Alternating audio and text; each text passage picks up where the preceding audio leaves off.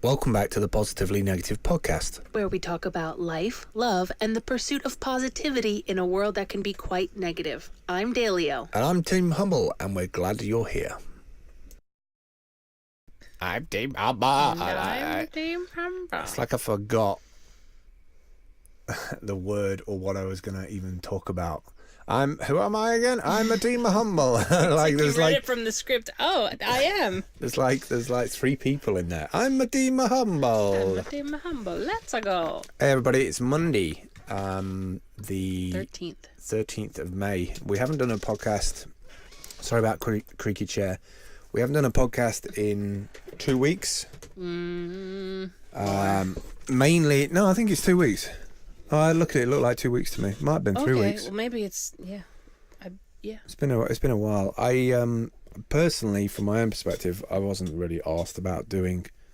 I just kind of. I'd got to the point where I just didn't want to be tied down to having that speaking arrangement every week. It was like almost being on a call with a client where you have to check in once a month to see how they're doing, and they haven't done fucking anything since last time you spoke to them. That's what it was getting to feel like for me. Really? Yeah. That sucks. I think maybe I wasn't enjoying it. In the moment, or just having to do it, because I always feel like I enjoy it in the moment, but then it's the dread of having to prep it and with other stuff going on. It's hard. I don't seem to be able to, it's a weird one for me. If I don't seem to be getting the feeling of enjoyment back from it, it then makes it a chore the next time round. You know, and it kind of become a task rather than a moment to reflect and take time out and chat and just Well, maybe, I think a lot of that has to do with the fact that we were doing 2 a week also. Yeah. 2 different podcasts. Yeah. So maybe we need to kind of restructure or do 1 week on, 1 week off, alternate them. I think I've always been like that though. I think the reason why I kind of stopped doing it is that it felt very pressure cooker at the time as well, because we'd spent the last year working on Steam Hunt, and then Steam Hunt had got to this big crescendo moment of we're going on exchanges, we're doing this, and it was oh shit, I didn't realize it, but then everything kind of changed for me, because it was I'd almost signed off on the last year. I was okay, that's what the last year looked like. Or it feels like you set out what you did what you set out to complete, even though you didn't know that's what it was. Right.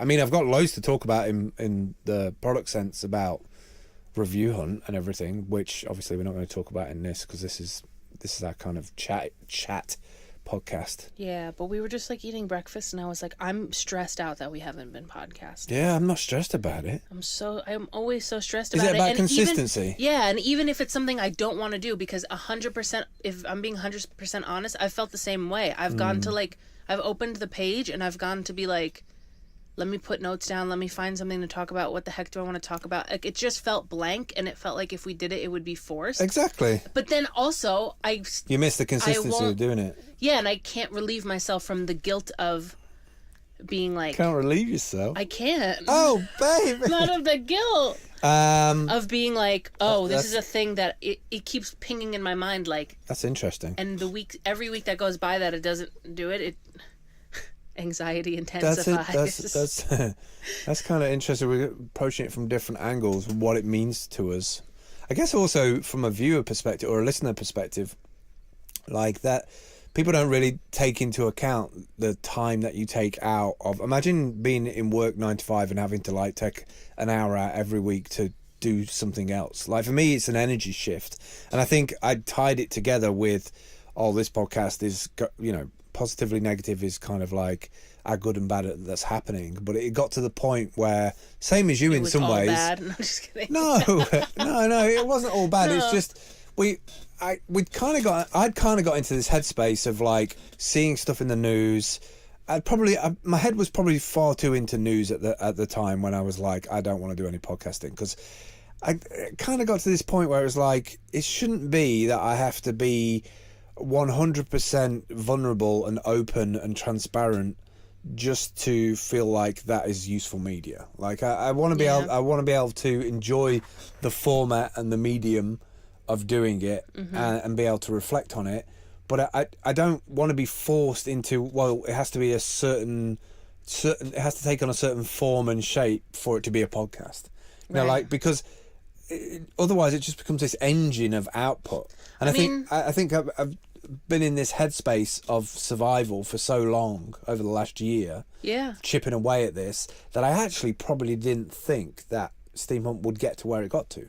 So I'd put a line in the sand, I'd put my flag down, and then I was like, what do I do now, kind of thing, like hands in the air emoji. You know, it's like, so that's where I was at. Well, maybe we need to like just get back to no notes and it just being like two people who bullshit for 40 minutes once a week with drinks. Like maybe we just totally downshift and go into summer mode, because that's always what I wanted. That's always how I saw podcasting with you in general, was like every time we were like having breakfast or walking to the shop or on the bus, we actually do have conversations. We need to. And are like really worth talking about. But I feel like when I plan it out, then it just puts this box on things. Like maybe we just need to literally crack some beers, turn the mics on, and bullshit for 45 minutes. Because I know with us it wouldn't be bullshit. Like we'd actually get to something resolutions sooner or later. Stuff. We need to get that little recorder thing. Because then we can take all this stuff mobile, and then I can just like splice it together. Because there's a couple of places that I know I would be a lot more mentally freer. Because I also like being around here, and you know, being in certain places. It's kind of like, you know, we have to get on this bus to go here to do this and do that. You know, it's like there is new spaces that we found that like we can go and like there's places I could sit in a pub garden and just like chat about and stuff. Yeah, but also the energy of doing it in the same space where like we are all the time. It's very much feels like I'm putting off other things that are nagging. You know what? To do this, so then that kind of hurts the like enjoyment of it. I think it doesn't feel like downtime. I think I'd got overwhelmed by thinking about my time usage a lot, and I think it had a lot to do with the tokenomics in general. I think I'd probably in the back of my mind, I was deep diving. Oh shit! So this is going to be how the future is, the near term future of like I'm going to be in this community and I'm going to spend time in that community and I'm going to be in this over here and I'm going to earn tokens for that. And that overwhelmed me in terms of like, oh shit! Not only do I have to make sure my cryptos are secure, now I have to make sure that, you know, all of these tokens. It was like this massive big like mental satchel of like all these tokens just around in there. And like while it's cool to like be part of a community, like for instance like MSP's Crimmage show, and get tokens to be there for a couple of hours, like it's a side. I'm not going there to get tokens, like it's a side thing, right? That we're getting money for that, not money for that, but like we're getting our time equated in tokens. But then that's another management thing that I need to worry about. So we're trying to bring people over to this thing because it's like, have your time has now a value of some sort. No different from being given a token in a fucking rest stop for like 50 cents off a coffee or whatever. But then it makes you feel like you're always on the clock in some way. Exactly, that was my point. Like if there was a, you know, a rest stop token for every time you pulled off and got a Dunkin' Donuts, I get sick of it. Then it's like, oh shoot, should I be going to Dunkin' Donuts? Should I not? It puts so much more meaning onto not a menial task, but a task that's supposed to be part of your relaxing enjoyment of life. And now it feels like everything you do is on the clock or on somebody's clock. For some purpose. I mean, I'd like to go to the next part of that, which is kind of something that Crummy was talking about on the show the other day about front ends and AIs and stuff. I'm cool with tokens. I think they're great. Like from a career and a life point of view, if like the AI can be, you're in this place now, you have these tokens, and all I get is a notification that's like, do you want to merge this, and this token to get this token for this venue and get this amount of money off? That's fucking useful to me. But right now I feel like I'm in Game of Thrones looking after an army and I don't know who I'm attacking, or like are the dead going to come back to life again and start like, you know, like I'm overwhelmed by it. I think the way I function is like I'm really enthused by it. I see the big picture. We get to the big picture, and I'm like, oh fuck! Like now that last year of like effort and working is kind of, it's done. You know, like I've done it up to that point. I'm still doing it obviously because I'm still mods, but I don't know if the shift for me kind of made me retreat from wanting to do these as well. You know, because of it. Because it was like I felt I never put spent. those two together. I literally thought it was just all completely my fault because I stopped making notes No, in our shared notebook. not at all. Because Not I at started all. feeling the same way, probably for different reasons, but at the same time. Yeah. And I felt like, what do we talk about? Oh, freelance clients again? It should Like, never. It should never be like that. It should yeah, and I never didn't be. want it to be. And anytime you do, it's like forced and icky and doesn't feel good. Yeah. But also want to. I'm also do want to keep up the consistency. I want to figure out a way we can do that in a. But that's Like I want this to be downtime, and maybe it's not. You don't see it as that's what a that radio either. show is, though. Like you have people who are writing that stuff. Like the radio hosts that go into like Radio 1, Radio 2, like they don't have ideas. They have like people who do that for I them. want to be completely vacant.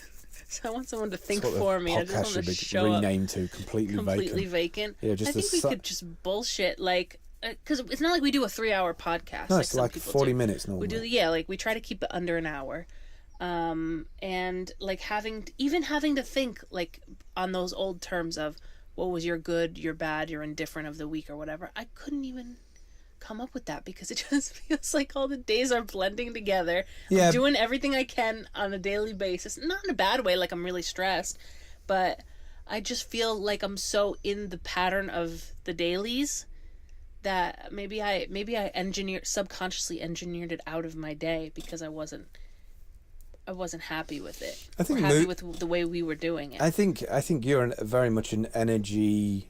You're a Say very. vampire. I wasn't going to say vampire. I mean, it was in my mind, I but know I didn't want to say it because it was the wrong word. But like, I think you're an energy magnet in the terms of if there's a lot of high energy around, like you'll feed off it. Not like a vampire, but like in a wanting to contribute to that. Like, Yeah. oh yeah, okay, there's energy, right? Let's do it. Let's get, Yeah, And I yeah. think if I'm giving out the energy of like, oh, everything's changed. Oh, we need to do this. Tokens. Yeah, no, like. Yeah.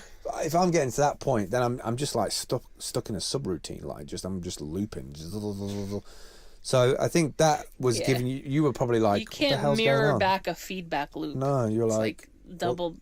why back. is he not like wanting to do podcasting? Is it because I've not written notes? And then you're like in your own feedback loop of, is it because I've not done notes that he doesn't want a podcast? And just sometimes I think combining the stuff I do on a daily basis, like wanting to do video, I have the same problems with like DTube and things like that.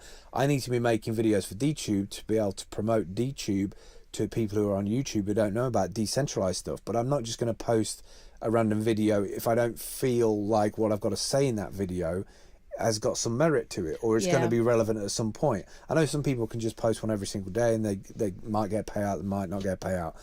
Like there was a time in the last year where I was posting every single day because I really wanted that momentum to come through about Steam Hunt and about brand advocacy because it's in my wheelhouse. It's what I did before I gave up on all that traveling around and everything because Yeah. of like, I don't know where it comes from, but that green sustainability ecological thing just makes sense to me in terms of data. We have scientists and research for a reason. I keep seeing graphs that are over 415 parts per million. What side of the fence you're on to do with the environment? I don't understand people who are on the side of the fence that are like, oh, it's all made up. Well, who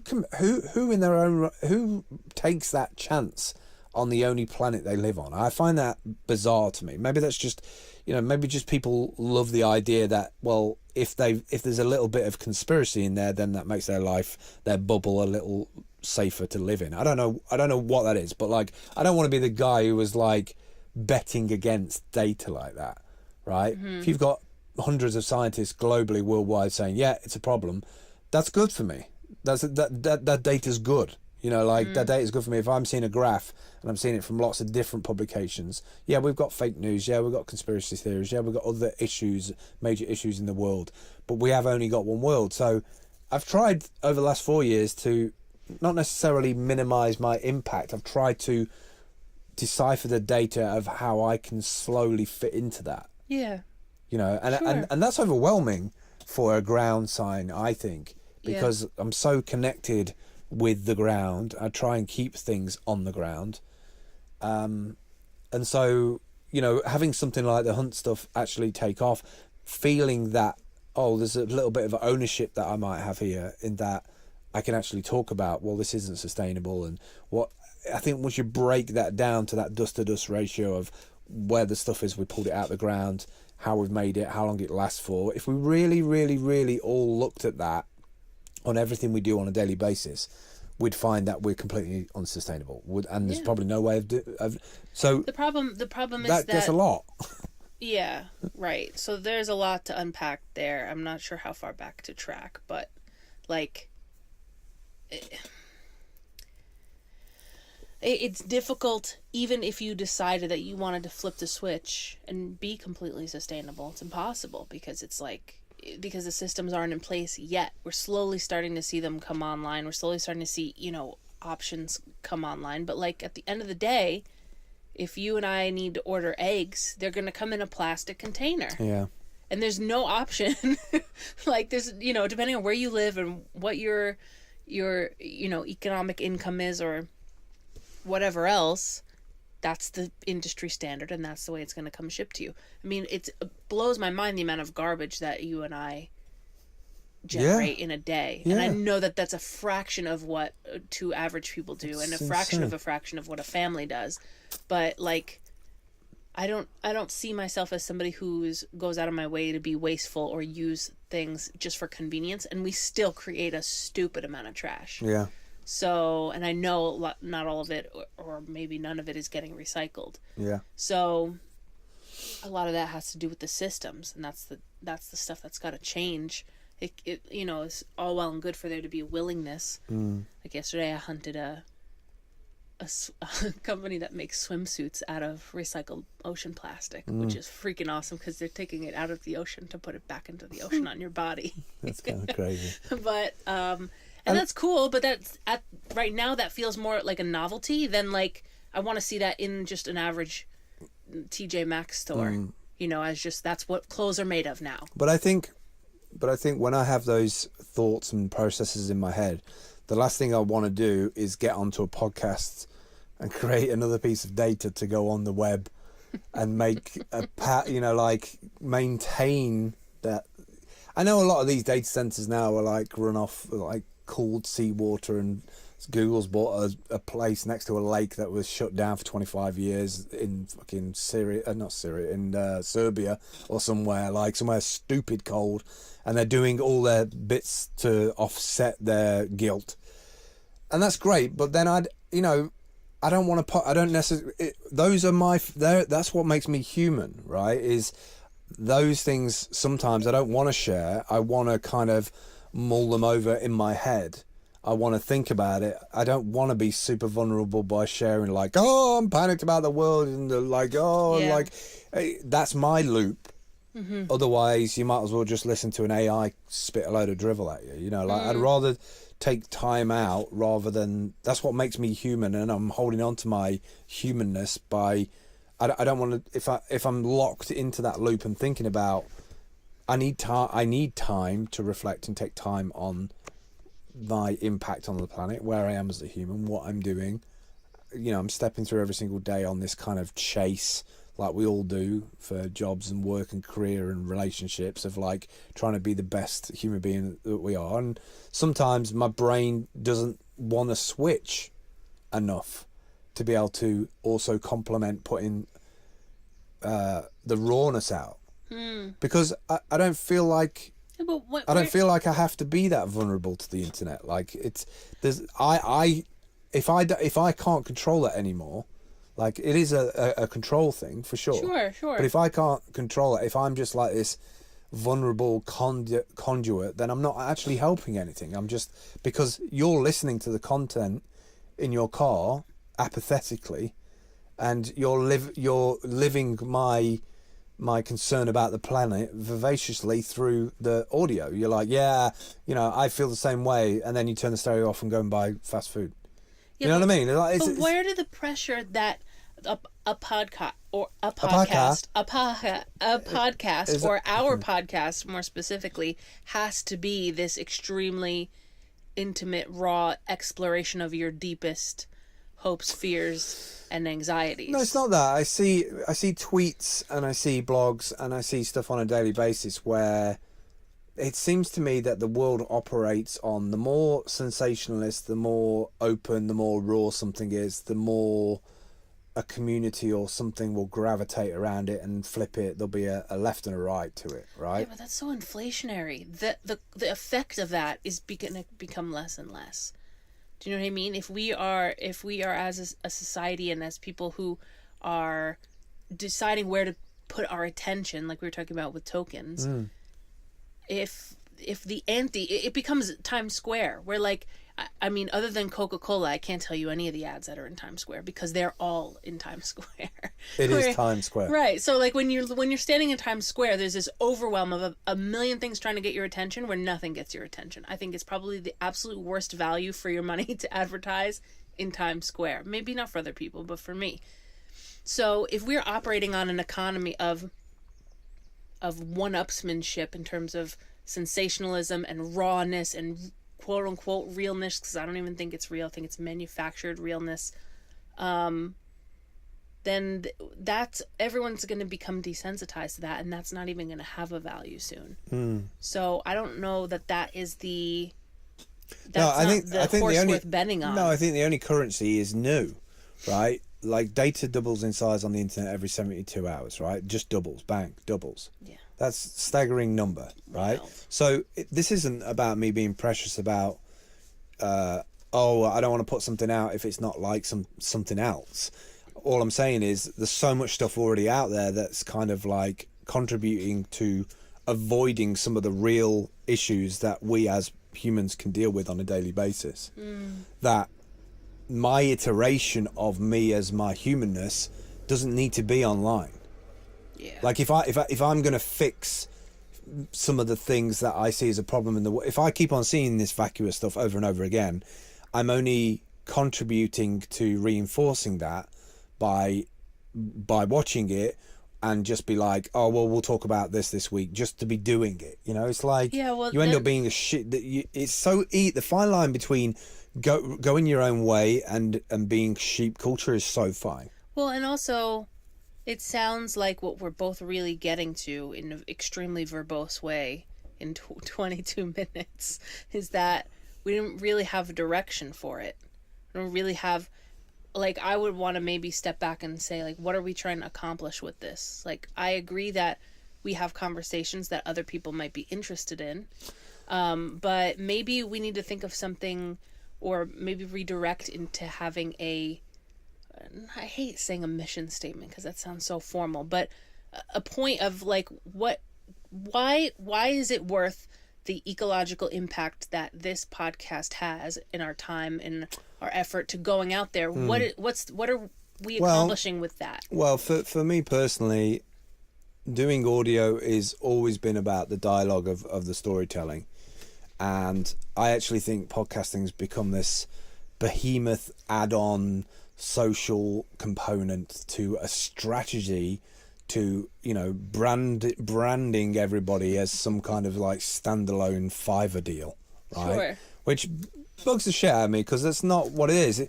If you really extrapolate it, I think podcasts are the modern day pen pal letter, because a podcast is relatively small. We have MP3, and MP3 compresses the audio, and it's still very good audio. So as far as file space, it doesn't take much space. Uploading it doesn't take much. Being able to listen to it and distribute it, you don't actually need to spend much money on hardware to listen back to it. Very, very cheap devices. You probably get one for like £5-10 to be able to listen to a podcast or the audio file in any country on anywhere on Earth. Elon Musk is putting a big bloody satellite network around the world in the next it'll be probably complete in the next 10-15 years. But if you really if you extrapolate and think about that, that's probably going to be the world's biggest podcast network, because you could send audio around from anywhere in the world, probably in real time, just to have a real conversation. So for me, it's opening a dialogue. We're rapidly going into everything's making decisions for us. AI is swapping faces on other people's faces and deep faking and stuff. So the currency of a connected human and an in-time vulnerability, like a peer-to-peer vulnerability, like I am at this place in my life, I need to talk to somebody who's been through a similar thing. That's more attractive to me as a podcast rather than 30 seconds into a podcast, don't forget our sponsor, yada yada yada. Like, it's obvious that you're doing it for a money play. I would love for this to sustain itself, but I'm not doing it for the money. Right. I'm not doing it for the sponsor. I'm not trying to appeal to somebody's strategy, right. where it's like, these guys fit our agenda, and therefore if people follow these people, then they're the kind of customer that we want to come into Denny's.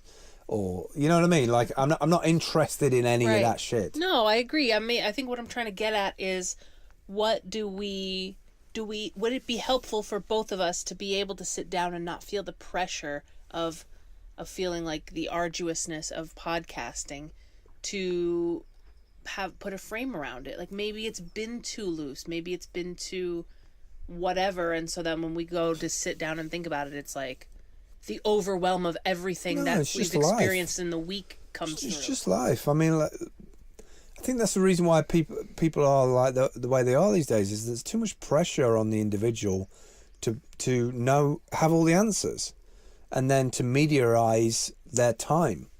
Like, just because we're getting tokens for our time doesn't mean we have to then have a white paper to how to human for those different moments. Sure.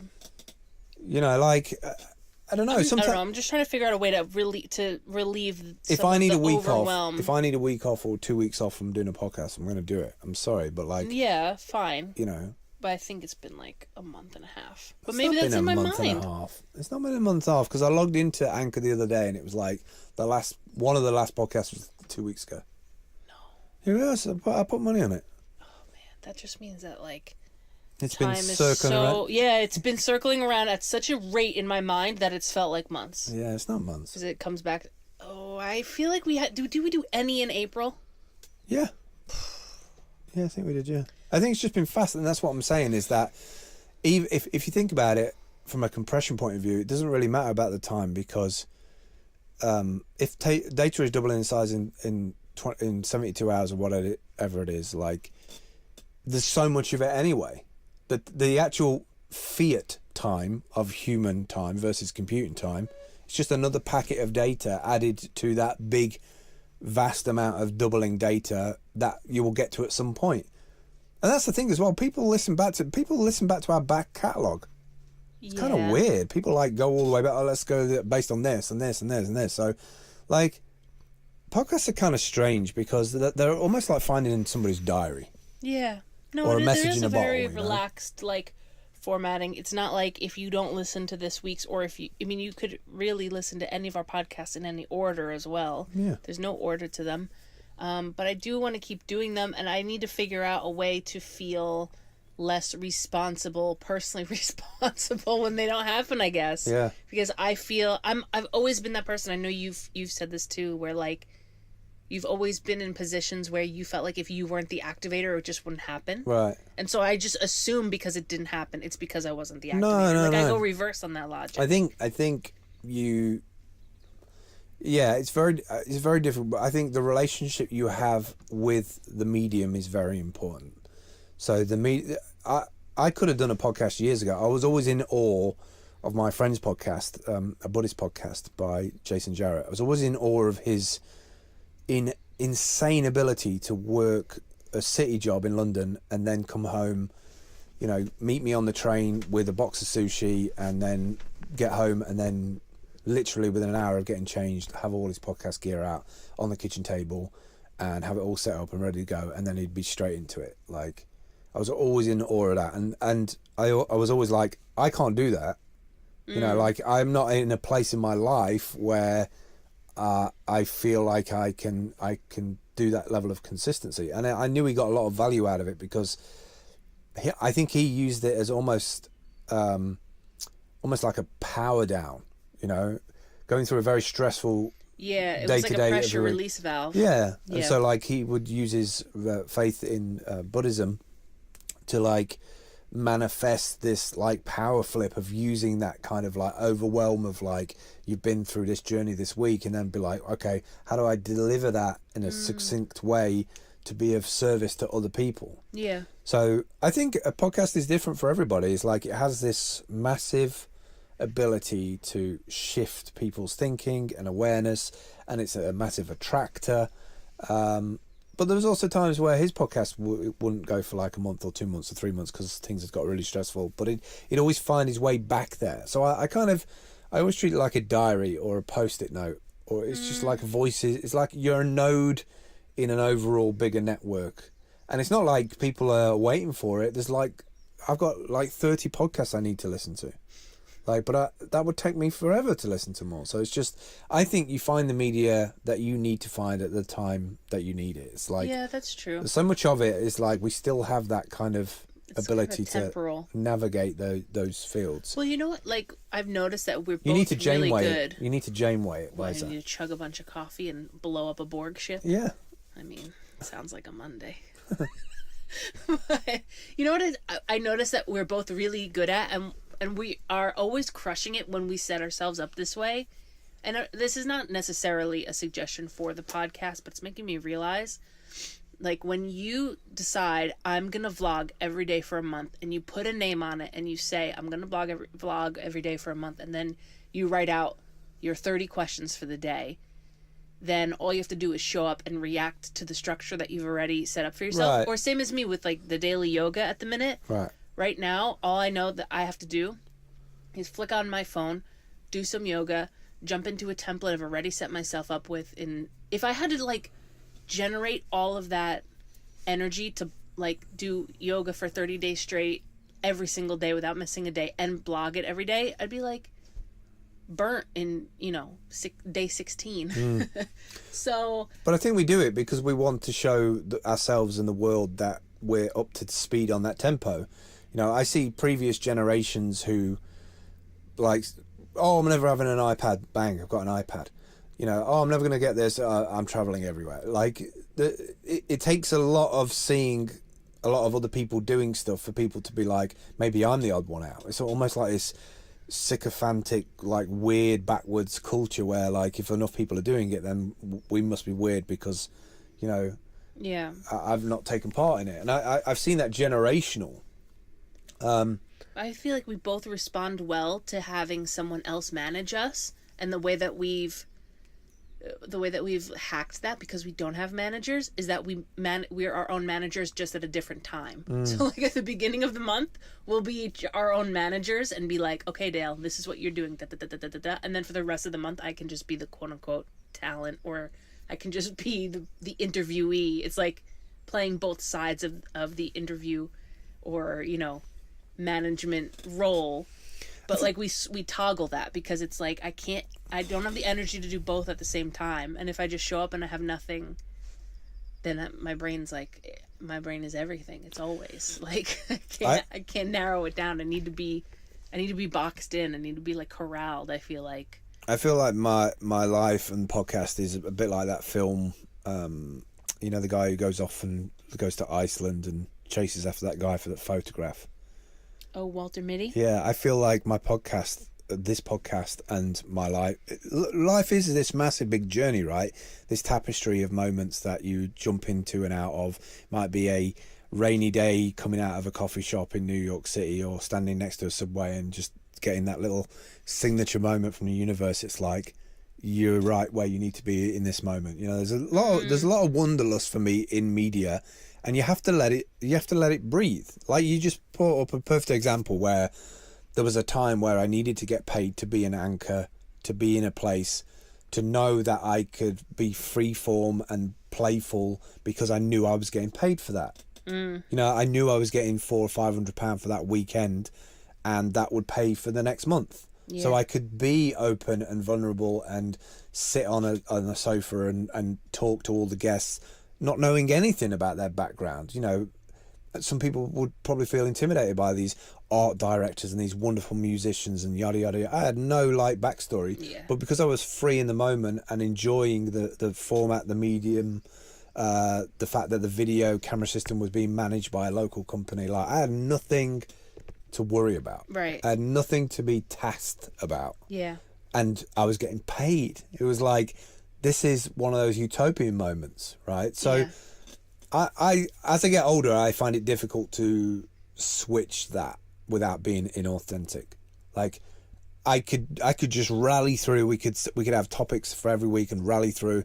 But then I'm just making content for the sake of having a voice. It's like when people see a YouTuber who's got incredible quality, it's like, I have to buy that camera. I saw somebody do an unboxing of something so ridiculous the other day.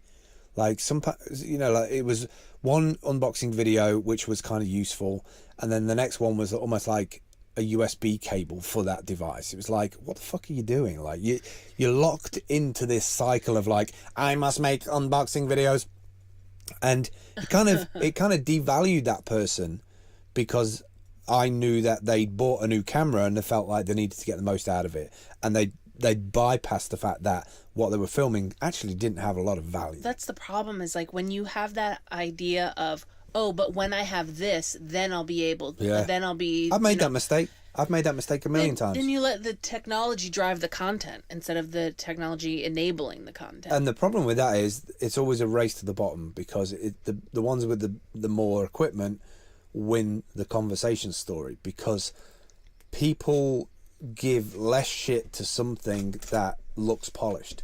The whole polish a turd thing, still a fucking turd, but if it's polished or it's got lipstick on it, like we've been premedicated. Well, it's like we talked about packaging the other day, right? Because like massive. a lot of what I do for freelance is product packaging. And noises. And having existential meltdowns over that, because I have to think about my... We literally sat on a bus the other day with a PDF document on her phone of a 2D flat pack, and Dayle looks at me and says, which is the inside? Okay, wait, I have to tell a story. So I don't know if you had these like in standardized testing, but in the SATs, like the big ones that are going to set you up for what college you're going to go to in the States, there's always this section that shows you like a deconstructed box or a deconstructed 3D object. There's like little and it's basically looks like a print template what I work with now, and it's like always like dotted lines for like where the fold marks are, and then it shows, it's like, okay, well, if this is folded up, what shape does this make? And I would crush those. Like, if there's anything that my German father and my Italian mother have imparted to me, it's like how to be spatially understand spatial things. Yeah. So I've always like taken so much pride in being able to understand these insane print templates that I get from China. And I literally looked at this, I flipped it, I turned it around, I tilted my head, like I passed it to you, and I was like, what does this look like when it's full? Like, what even is this? What does this look like? It wasn't normal, because we didn't know if it was two parts or if it was which way was inside, or even if you put the inside bit in, would that be covered by the outside bit of the other part? It was like...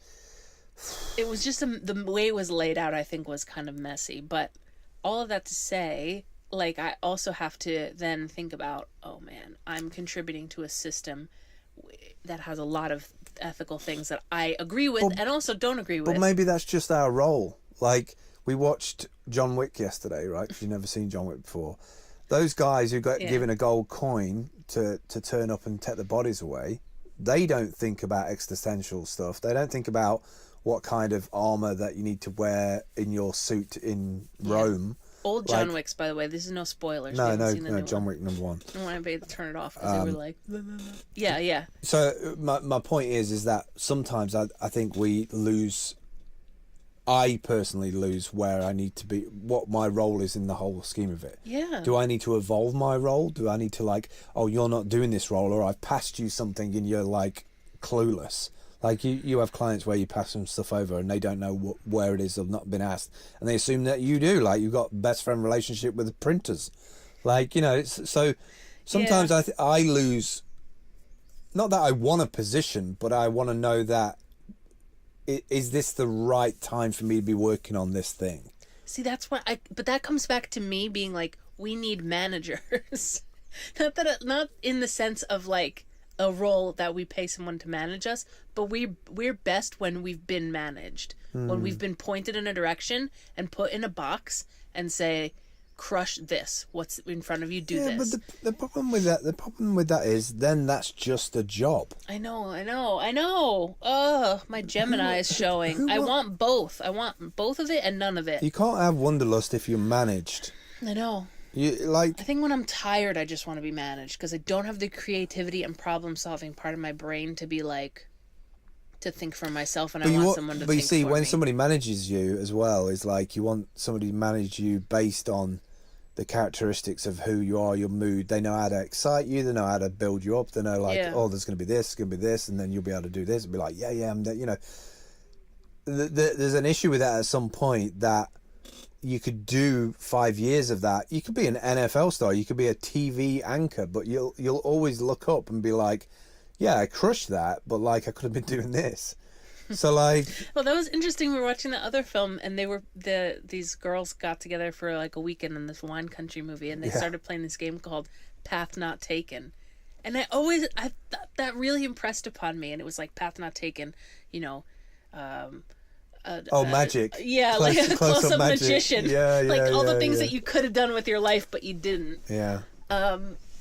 That is a thought that you don't really have until you get older because all those possibilities are still open. I mean, I could still become a close-up magician. You don't know.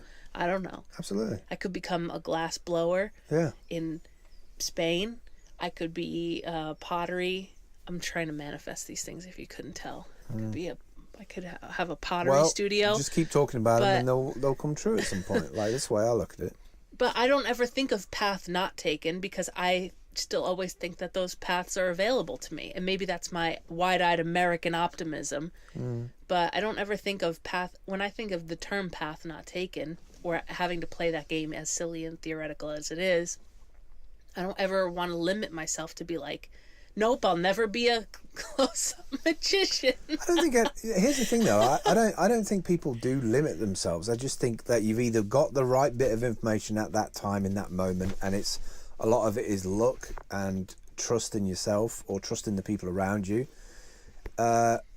We are like these just vessels of potential, like all the time, every minute of the day. There's a lot of pressure associated with that, though. Don't you feel that? Yeah, but the pressure comes from the speed. Of infinite potential. The pressure comes from the speed. Like I literally saw a photo yesterday of Elon Musk putting 60 satellites in the fairing of his spaceship. Like I can't even imagine the amount of back and forth and emails and round table and coffee that has taken a team to pull that off. It's just the speed of intention is unbelievable on planet Earth right now.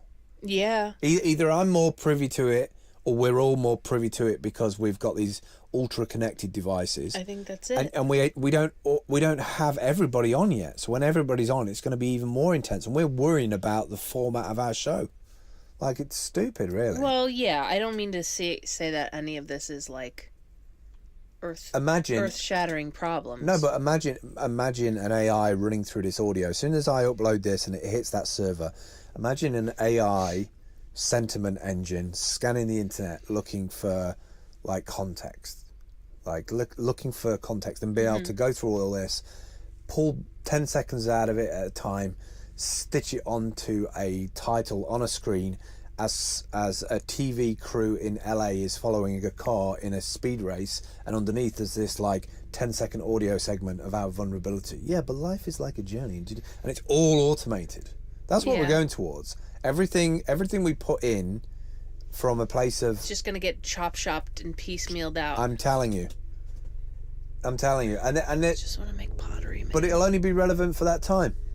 Yeah. You know? I don't know why I have I think I've always just been a person who, to my detriment, when I start something, I don't know when to stop. I don't know when to let it breathe. I want to just do it because commitment is something that's been hardwired into me somehow. So it's like I want to, but sometimes I don't even know why I'm doing it, but it's the doing it that's the most important. Yeah. And I think there's a part of that that's good, and a part of that stops. Then I stop even interacting with it because it becomes a thing, and it becomes, like a chore. And I still do want to. This is not the end of this podcast, at least as far as I'm concerned. I just did want to like kind of talk with you about how you've been feeling about it, because I've been feeling like just kind of blank. When I think about, let's podcast today. Okay, what do you want to podcast? Oh, okay, well. No, I got to the point that I'm very, you know this about me, and a lot of people know this about me, I'm sure, but I'm very calculated about my brain cycles. Like, I could have quite easily fired up the podcast and gone. Yeah, we always have an endless like, stream of bullshit that we could be talking about. I could have wasted your time effortlessly.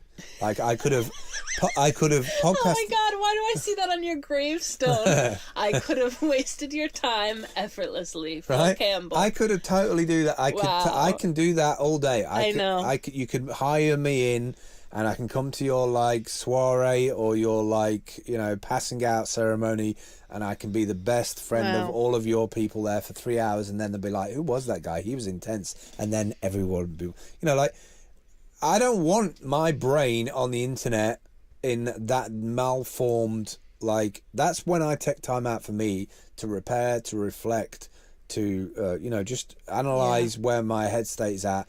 And I don't want that random chaos theory brain. That doesn't help other people listening. I don't want you in a car coming back from a hospital after, like, you know, losing a family member and listening to my garbage of like my disenfranchised, disconnected brain, and making you think, fuck, there's people like this guy out there, like, you know, we all have weird chemical brains that have been, you know, are getting more and more damaged because of the shortcuts. Like, that's one topic I want to talk about at some point. What's that? Fucking shortcuts. Well, yeah. The world of everything, distribution, manufacturing. But that's time. That's because time is going. I'm not making an excuse for it, but I'm offering an explanation because of the fact that I thought it was 2 months since we last podcasted, means that my brain is running at a 6,000 RPMs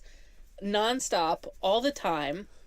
You'd be perfect for a long space mission. If you're gonna you like we've what? been up here 2 weeks. You wandering out your fucking cylinder after like 3 millennia, like, I only got in there 2 weeks ago. There's still cannoli in the fridge. I do have such an awful perception of time. In the short term, I don't. Like, I can put a pot on for 5 minutes and then walk up to it and the beeper goes off. But like, in the long term, I haven't got a freaking clue. That's probably why I don't feel my age, because I literally was 16 yesterday. Yeah. But can we say 18? That just like makes me okay, fine. In my perception, I felt like I was 16 yesterday. But then again, if you ask me what it was like to be 16, I don't think I can even remember. It's all just kind of swirling. But yes, we're all bags of chemicals that are being affected by cosmic radiation, plate tectonics, things we can control, things we can't control, and a bunch of chemicals. Yeah. And all of that, like, and I think my obsession with bringing order to that leaves me being quite unhappy sometimes. Absolutely. I know that for a fact. And I think that's where what we put out is important, because that's what really people are looking for on planet Earth, is commonalities. Like, am I mad? Am I crazy? Like, yes, probably on many different levels, but then so are you.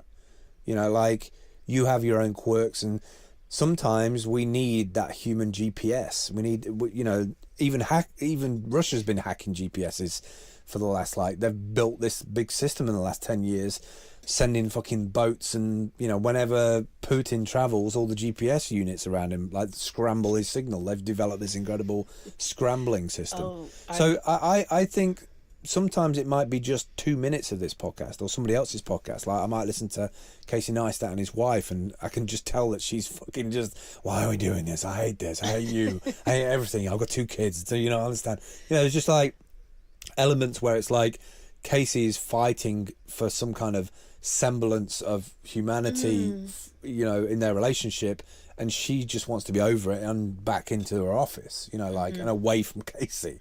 She wants to love him when she wants to love him. Listen, I would want to be away from Casey if I was her. But you get what I mean. You get what I mean. I'm sure it feels, yeah. But commonalities, yeah, sure. like, you're looking for commonalities. Well, maybe that's the whole. I mean, that's the whole thing about podcasts. You just summed up everything that I love about podcasts. It's 2 random, or sometimes not random, people being like, hi, I'm a human having these type of experiences. Let's talk about your experiences, and let's find common ground between them, or not common ground between them. And I feel like that is a verbal GPS, like you're saying. Like, I mean, you couldn't do oral GPS. Yeah, I mean, you couldn't do a part. Can you imagine an NYC mixer party on a Friday night where you were like, I'm going to invite my favorite 100 podcasters to a party? Can you imagine how fucking awful that party would be? Because those people are not just going to be their natural, like, buoyant selves. What, people are going to walk up to each other and be like, oh, I love that bit that you did in the thing and you were talking about that and blah, blah, blah.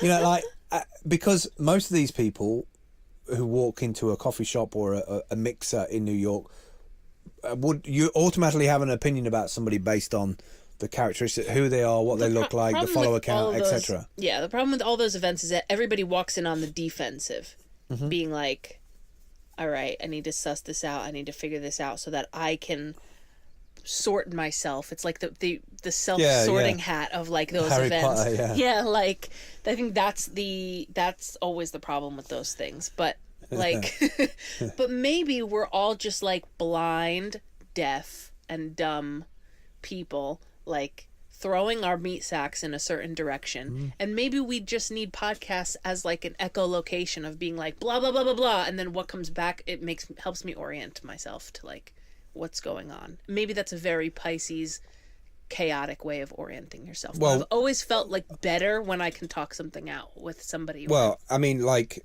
okay, here's some characteristics.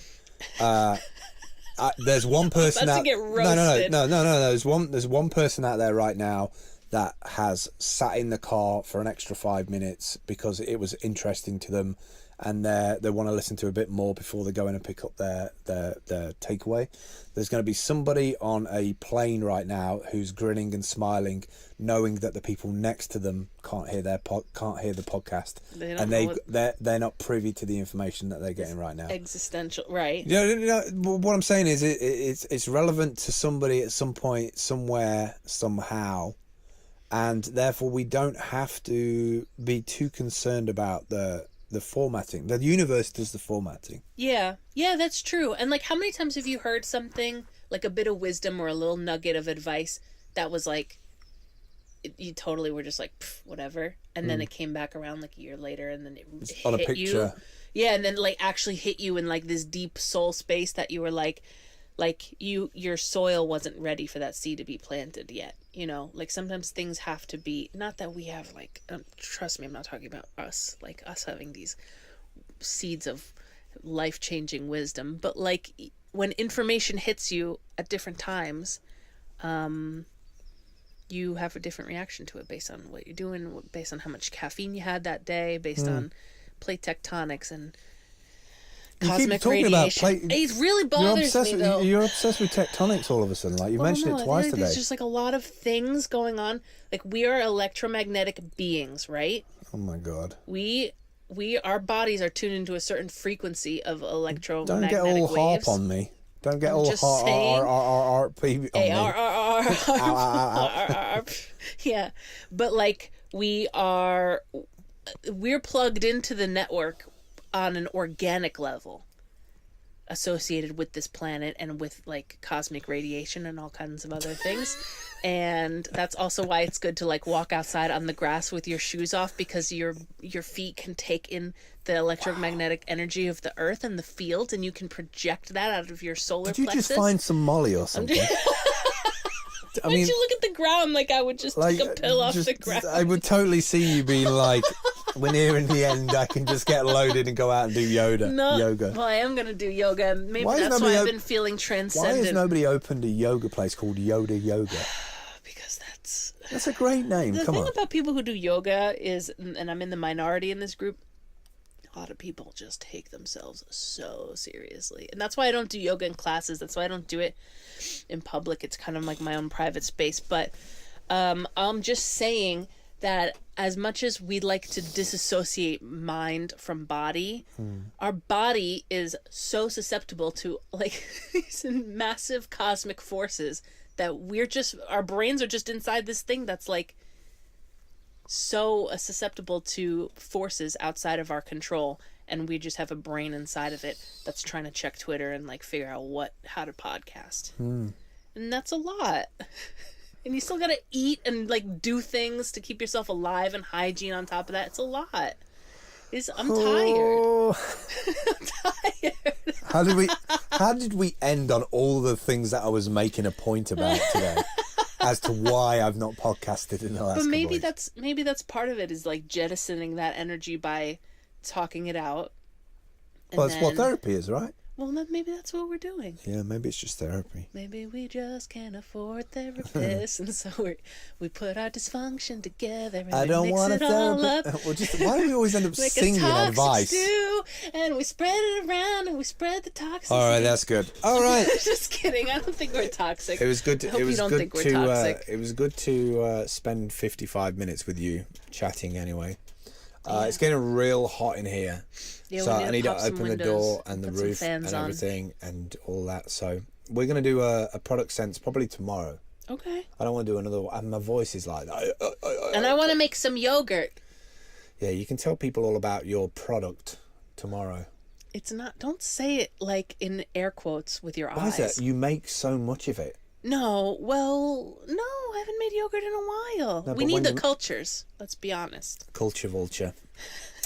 All right, so we will see you hopefully next week. We won't see you next week. You'll hear us next week.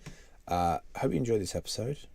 Thank you, Dayle, for being part of this episode. Oh, wow. Well, thanks for setting it up No and problem. plugging in the microphones and handing me one. And Don't diminish it now.